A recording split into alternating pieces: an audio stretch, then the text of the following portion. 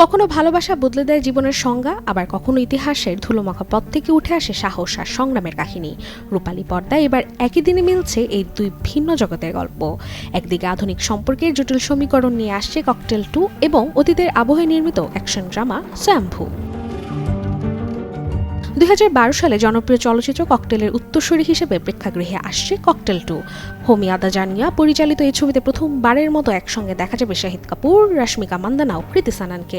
ম্যাডক ফিল্মসের ব্যানারে দীনেশ বিজন প্রযোজিত ছবিটির চিত্রনাট্য লিখেছেন লাভ রঞ্জন। নতুন ছবির গল্পে উঠে এসেছে এক আধুনিক প্রেমের ত্রিভুজ, যেখানে সম্পর্কের প্রচলিত ধারণাকে নতুনভাবে উপস্থাপনের চেষ্টা করা হয়েছে। বিভিন্ন সূত্রের তথ্য মতে রশ্মিকা মান্দানা ও কৃতি সাননের চরিত্রের মধ্যকার আবেগঘন সম্পর্ক এবং সেই প্রেক্ষাপটে শহীদ কাপুরের অবস্থান গল্পে তুলে ধরেছে নতুন মাত্রা।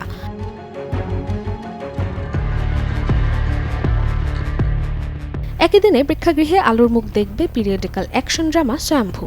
ভারত কৃষ্ণমাচারী পরিচালিত এই ছবিতে মুখ্য ভূমিকায় অভিনয় করেছেন নিখিল সিদ্ধার্থ, নাভা নাটেশ ও সংযুক্তা মেনন।